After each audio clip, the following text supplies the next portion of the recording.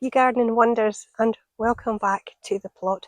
Midweek visit, just a short one today because I want to show you what we can harvest from a Scottish allotment in July. Bearing in mind we're coming near the end of July, so things will be changing very soon. But I also have found out the names of the mystery plants. So thank you for playing along, for those of you who did. So yes, I now know what I have been growing that I didn't know before. So come on and I'll show you what we've managed to pick, and also I'll tell you what those mystery plants actually are. Okay, so I'm going in for the first proper carrot harvest of the year. I did one out of the bucket, and if you did see that video, you'll have seen that actually I had half a carrot, because the other half is perfectly eaten, but I've got my eye on this one. And amongst the weeds, I was doing some weeding. Get out of the way so I can see my carrot. Okay, so it's sticking out. That's a good sign that it's ready. Oh, please don't be bug infested. Oh, here. Let's have a look.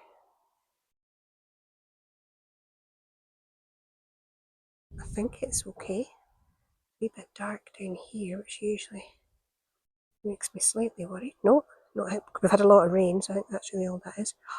No, I think it's fine. That's not bad.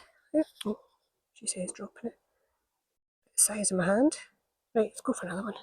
There's one in here, looks good. Let's see. It's hard to tell, isn't it? Oh, crikey, there's two kind of stuck together. Direction 3. Give it a wiggle. Oh, it's a slug. Oh, dirty bampot. I hate touching them. Hang on. Let's see.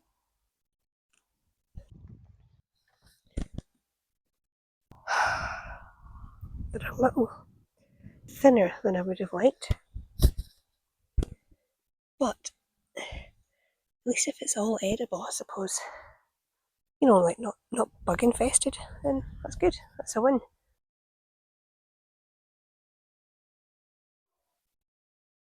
Would you look at the colour and shine on this chard? I really hope that's showing up.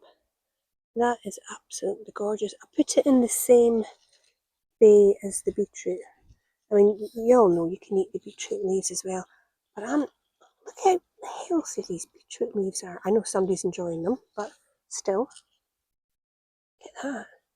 Yeah, we've had a ton of rain this week, and it shows they are loving it. That's the bay I put seaweed on.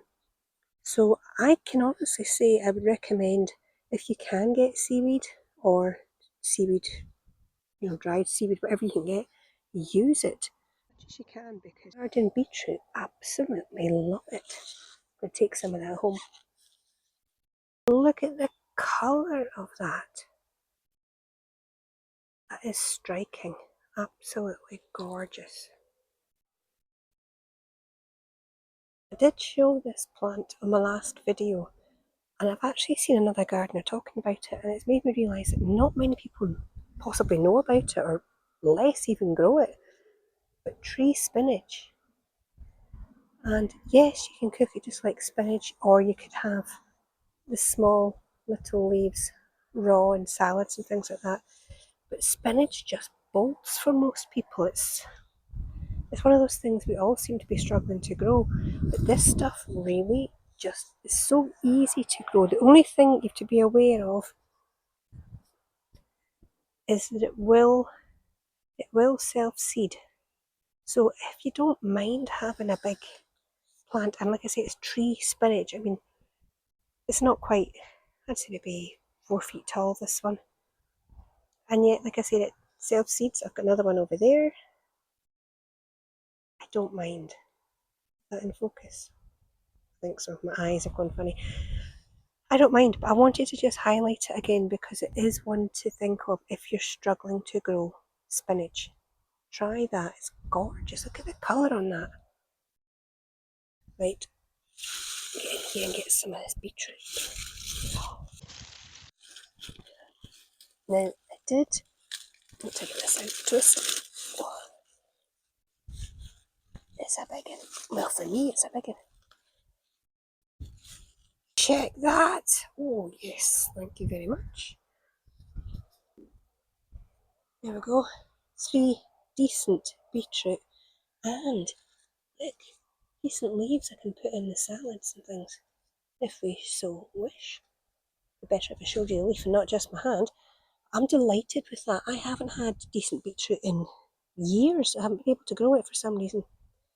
So that I am really delighted with.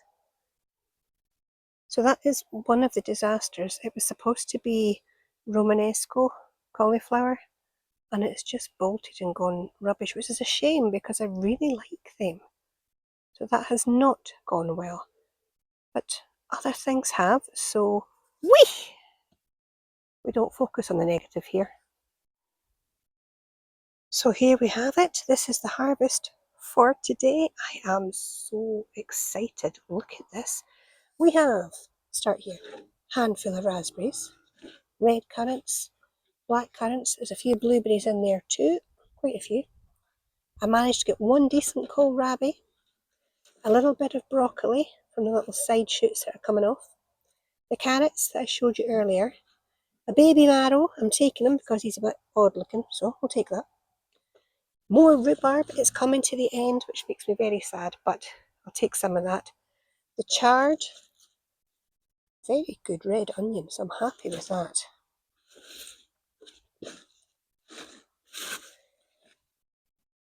The beetroot is under here.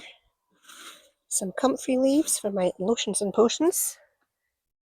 A bag of peas and beans, and I'll tell you, there's some weight in that bag. And, as if that wasn't enough for you, a gooseberry. Don't laugh, it counts.